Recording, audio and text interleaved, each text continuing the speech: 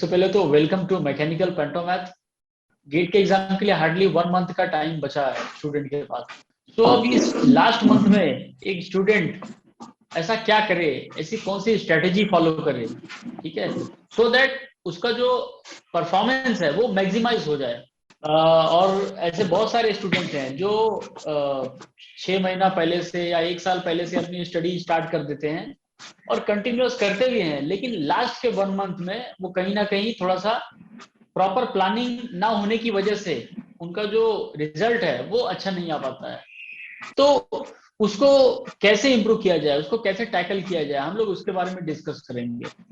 तो काफी स्टूडेंट लोगों को ये पता होगा कि हिमांशु रंजन, जिन्होंने गेट 2019 में उनकी ऑल इंडिया रैंक 12 आई थी, तो currently he is working in IOCL as a senior sales officer. ऐसे बहुत सारे स्टूडेंट हैं जिनका पूरा सिलेबस कंप्लीट नहीं हुआ है, ठीक है।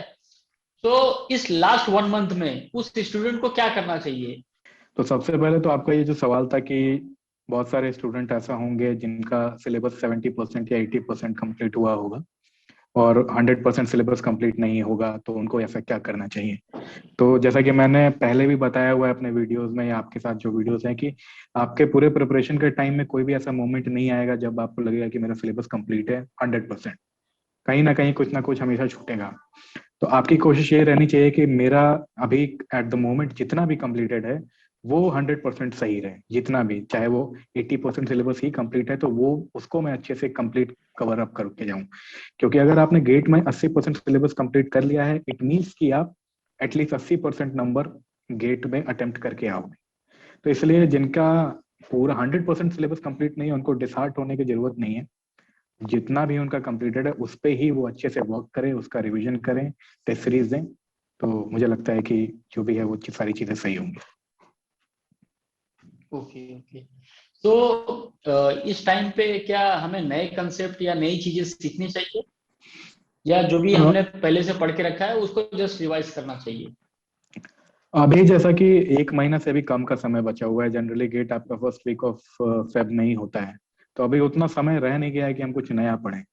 और सिलेबस थोड़ा वास्ट है, तो अभी जो हमारा हमारा मेन फोकस वो होना चाहिए कि जितना भी हमने पढ़ा हुआ है उसके बेसिस पे हम टेस्ट दें, टेस्ट सीरीज फुल लेंथ दें। अभी वो टाइम भी गया जब हम सब्जेक्ट वाइज या टॉपिक वाइज टेस्ट दें। हमें सारे टेस्ट डेली बेसिस पे फुल लेंथ देना चाहिए। अभी कुछ पता नहीं एडमिट कार्ड आया है कि नहीं आया है, बट अगर आपका एडमिट कार्ड आ गया है तो उसके अकॉर्डिंगली ही आप अपने मतलब अपने टेस्ट को शेड्यूल करें। जैसे अगर फोरनून में है या मॉर्निंग में है तो उसी समय आप बैठ करके टेस्ट दें और टेस्ट दें, और उसमें जो भी गलतियां हो रही हैं उसकी रिवीजन करें और सिलेबस को रिवाइज करें। यही आपका मेन फोकस होना चाहिए। कुछ नया पढ़ने की जरूरत नहीं है इस समय, जो क्योंकि नया पढ़ना हो सकता है कि आप उसमें कुछ ज्यादा डीप चले जाएं और उसमें आप फालतू का अपना थोड़ा टाइम वेस्ट कर दें। तो उससे बेटर है कि जो पढ़ा हुआ है उसका रिविजन करें, टेस्ट दें, टेस्ट में से जो मिस्टेक्स हो रही हैं उस पर एनालिसिस करें। ये अभी के लिए यही अप्रोच होनी चाहिए। Okay okay okay. और अगर हम लोग रिवीजन की बात करें, ठीक है, तो जैसा कि आपको पता होगा कि मैकेनिकल का सिलेबस जो है वो काफी बड़ा सिलेबस है, काफी वास्ट है। तो राइट। उसको जैसे हमारे पास अभी 1 महीना ही बचा है, ठीक है, तो इस 1 महीने में हमें रिवीजन भी करना है, टेस्ट भी देने हैं। तो एक आइडियल स्टूडेंट की स्ट्रेटेजी क्या होनी चाहिए फॉर द रिवीजन? देखिए, ये जो टेस्ट देने वाला होता है ये सारी चीजें अपनी लास्ट सितंबर या अक्टूबर से शुरू हो ही जाती हैं। तो उस समय से लोग टॉपिक वाइज टेस्ट देते हैं, सब्जेक्ट वाइज टेस्ट देते हैं। तो लोगों को एक शॉर्ट नोट्स बनाने चाहिए थे, जो कि लोगों ने बनाए होंगे जिन्होंने भी हमें फॉलो किया है। क्योंकि मैं अपने पुराने वीडियोस में भी मैंने ये बताया हुआ है कि शॉर्ट नोट्स इस टाइम पे काफी क्रूशियल रोल प्ले करते हैं। क्योंकि अभी उतना समय बचा नहीं है कि अगर मैं कोई भी एक सब्जेक्ट उठाने बैठूं और उसका 100% रिवीजन करने बैठूं तो काफी ज्यादा टाइम कंज्यूमिंग है। उससे बेटर है कि हमारे पास शॉर्ट नोट्स हैं जिसमें वन लाइनर कॉन्सेप्ट्स होंगे या कोई ऐसा फॉर्मूला होगा जो हम बार बार भूलते हैं, तो हम बस उसको एक बार एट अ ग्लांस देखेंगे और हमारी वो सारी चीजें रिफ्रेश हो जाएंगी। तो इस समय हमारा फोकस ये होना चाहिए कि जिस चीज को हमें ऐसा लग रहा है कि वो जस्ट हमारा दिमाग उस पर स्किप कर रहा है उसको, तो उस टाइम हम ऐसे अपने शॉर्ट नोट्स को देखें, ताकि वो सारी चीजें हमारे रिफ्रेश हो जाएं। अगर ऐसा कुछ है कि किसी पर्टिकुलर सब्जेक्ट का बहुत बड़ा पोर्शन हमसे मिस हो रहा है तो डेफिनेटली हमें रिवाइज करने की जरूरत है उस पूरे सब्जेक्ट को। बट जनरली इस टाइम पे वो चीज होगी नहीं, इस टाइम पे छोटी मोटी चीजें ही स्किप हो रही होंगी, तो उसके लिए ये शॉर्ट नोट्स और एक मिस्टेक्स बुक्स, इन सारी चीजों को बार बार देखना ही सबसे ज्यादा बेनिफिशियल है। Okay okay. और अगर हम लोग रीजन की बात करें तो मैकेनिकल में जो भी सब्जेक्ट्स हैं, टोटल अराउंड 14 के आसपास सब्जेक्ट्स हैं टोटल। तो राइट। इन्हें रिवीजन करने में अप्रोक्सीमेट कितना टाइम देना चाहिए, मतलब सारे सब्जेक्ट को? क्या 4 दिन, 2 दिन या 1 दिन में हो जाना चाहिए? किस तरह का पैटर्न फॉलो करना चाहिए? वेल इस तरीके का कोई आइडियल पैटर्न तो है भी नहीं, ये तो मतलब स्टूडेंट वाइज वेरी करता है। इसके लिए सबसे बेस्ट अप्रोच हमारा यही होना चाहिए कि ऑन डेली बेसिस हम कम से कम हमारे अप्रोच ये होना चाहिए कि हम एक टेस्ट दें फुल लेंथ, और एक फुल लेंथ टेस्ट जो कि हमारा 3 घंटे का होता है उसको एनालिसिस करने में हम एटलीस्ट 1.5 से 2 घंटे का समय लगाएंगे कि हमने मिस्टेक्स कहाँ करी। और उन मिस्टेक्स के बेसिस पे हमें ये देखना चाहिए कि फॉर एग्जांपल हम हीट ट्रांसफर में हमने कोई कॉन्सेप्ट मिस किया या कुछ किया, तो हम वो पर्टिकुलर टॉपिक या वो उस पर्टिकुलर सब्जेक्ट का वो पोर्शन पढ़ लिया हमने। तो इस टाइम पे बेसिकली हमें ऐसा नहीं पढ़ना चाहिए कि हम एक सब्जेक्ट उठा के पूरा उसको पढ़ने लगे, हमें अपनी स्टडी को रैंडमाइज करना चाहिए। जैसे हमने देखा कि हमने 10 मिस्टेक्स करी हैं जो कि अलग अलग 10 टॉपिक्स से हैं, तो हमें उन अलग अलग 10 टॉपिक्स को रिफ्रेश करने की जरूरत है। तो अब उसमें जितना भी हमारा समय लग जाए, 1 दिन लग जाए, 2 दिन लग जाए, तो ऐसे क्या हुआ कि जब हम 10, 12, 15, 20 टेस्ट के जब मिस्टेक्स को एनालिसिस करेंगे तो हम खुद ब खुद ये देखेंगे कि हमारा ऑलमोस्ट 70 to 80% हमने सिलेबस को ही रिवाइज कर लिया। तो इस तरीके से अगर हम करेंगे, और बेनिफिशियल ये रहेगा कि हमने अपने सब्जेक्ट और स्टडी को रैंडमाइज कर दिया, तो ये एक पैटर्न नहीं रहेगा। हम हमारा दिमाग रैंडम हो गया, मतलब 1 अगस्त कोई एक सब्जेक्ट से भी आया, अचानक से कोई दूसरा सब्जेक्ट भी चेंज हो रहा है, तो हमें उसमें प्रॉब्लम नहीं हो रही है ग्रास्प करने में या उस पे मतलब अपने आप को प्रोसेस करने में। तो इस तरीके से मुझे लगता है कि इस तरीके से लास्ट टाइम में आपको पढ़ाई करनी चाहिए। देखा गया है कि ऐसे बहुत सारे स्टूडेंट हैं जो लास्ट तक सिर्फ पढ़ते ही रहते हैं, सिर्फ रिवीजन ही करते रहते हैं, वो टेस्ट अटेम्प्ट नहीं करते हैं। तो उसके ऊपर आपका क्या कमेंट है, आप क्या बोलना चाहेंगे? वेल देखिए, अगर आप टेस्ट मतलब आप बिना टेस्ट देने दे के डायरेक्ट आप गेट एग्जाम देने जा रहे हो, तो मैं बोलूंगा कि आप 50% प्रिपरेशन के साथ एग्जाम देने जा रहे हो, क्योंकि आपको पता ही नहीं है कि मेन एग्जामिनेशन कैसा होता है, एग्जाम पैटर्न क्या होता है, और किस टाइप के क्वेश्चन आपको एक्सपेक्ट करने हैं। तो ये तो बिल्कुल भी अप्रोच नहीं होना चाहिए।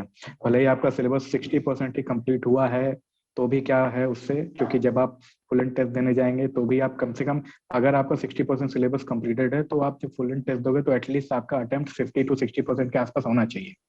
अगर आप वो कर पा रहे हो तो इट मीन्स आपने जितना तैयार किया है वो आपने अच्छे से तैयार किया है। तो इसलिए टेस्ट देना इस समय ही, टेस्ट देना ही इम्पोर्टेंट है इस समय। अगर आप ये सोचोगे कि मैं कुछ और कवर कर लूं जो कि मुझे एग्जाम में जा करके हेल्प करेगा, तो वो चीज नहीं होने वाला है। उससे बेटर है कि आप इस समय अपने आप को टेस्ट दे करके ही चेक करो कि आप कहाँ स्टैंड करते हो, क्योंकि बहुत बार ऐसा होता है कि बहुत सारे लोग जो 100% प्रिपरेशन नहीं करते हैं, मान के चलिए उन्होंने 70% या 80% प्रिपेयर ही किया है, लेकिन उसको ही वो 100% एक्यूरेसी के साथ एग्जाम में अगर कन्वर्ट करके आ जाते हैं तो उनका स्कोर काफी अच्छा आ जाता है। क्योंकि बहुत बार ऐसा होता है कि लोगों ने सिलेबस कंप्लीट कर लिया है बट बिना टेस्ट दिए गए हैं, तो उनको आइडिया ही नहीं है कि किस टाइप के क्वेश्चन को एक्सपेक्ट करना है, और वहां पे वो क्वेश्चन सिलेक्शन सही से नहीं कर पाए, या उन्हें नहीं पता है कि उनकी स्ट्रैटेजी किस तरीके की होनी चाहिए, कि पहले हमें टेक्निकल देना है या एप्टीट्यूड देना है, तो वहां पे वो फंस गए। तो even after completing 100% of the syllabus उनका रिजल्ट उतना अच्छा नहीं हुआ, क्योंकि उन्होंने टेस्ट नहीं दिया, उनको एग्जाम किस तरीके का होना चाहिए वो चीज नहीं पता था। इसलिए इस टाइम पे सबसे इंपॉर्टेंट है कि आप फुल लेंथ टेस्ट दें और उसके हिसाब से अपने आप को जज करें कि आप कहाँ स्टैंड करते हैं। यस यस यस, बिल्कुल सही कहा आपने। और इसीलिए मैकेनिकल पेंटोमैथ ने गेट का टेस्ट सीरीज लॉन्च किया है। ठीक है, वो तो ऑलरेडी हमने अराउंड 3 मंथ पहले ही लॉन्च कर दिया था, बट अभी ऐसे बहुत सारे स्टूडेंट इस वीडियो को देखते होंगे जो कि न्यू होंगे, तो उन्हें मैं ये बताना चाहता हूँ कि मैकेनिकल पेंटोमैथ ने 10 फुल लेंथ टेस्ट प्रोवाइड किया है। ठीक है, उससे भी पहले आपके लिए हमने एक फ्री मॉक टेस्ट रखा है जो कि फुल लेंथ है। सो आप चाहें तो उसे अटेम्प्ट कर सकते हैं और देख सकते हैं कि उसकी क्या क्वालिटी है, और बेस्ड ऑन दैट अगर आपको लगता है कि आपको आगे का पैकेज लेना चाहिए तो आप उसके साथ जा सकते हैं। वैसे तो हमने काफी पॉइंट्स पे डिस्कशन किया, बट इसके अलावा भी अगर स्टूडेंट को कोई डाउट है, कोई क्वेरी है, तो नीचे कमेंट सेक्शन में जाके अपने डाउट्स को पूछ सकते हैं। हिमांशु भाई, thank you very much for giving your valuable time and precious experience.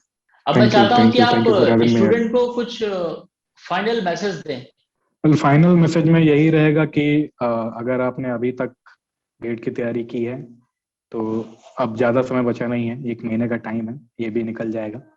इसलिए जो भी है, आपने जिस तरीके से अपने आप को काम कंपोज रख के अभी तक की तैयारी की है, वैसे ही कंटिन्यू करते जाइए, क्योंकि 30 से 40% लोग इस एंड मोमेंट पे ही आकर के गिव अप कर देते हैं, क्योंकि उनको उनके टेस्ट में मार्क्स नहीं आते हैं या किसी और कारणों से उनको लगता है कि उनका एग्जाम अच्छा नहीं होने वाला है। तो ये फीलिंग ऑलमोस्ट 90% लोगों के साथ अभी होगी।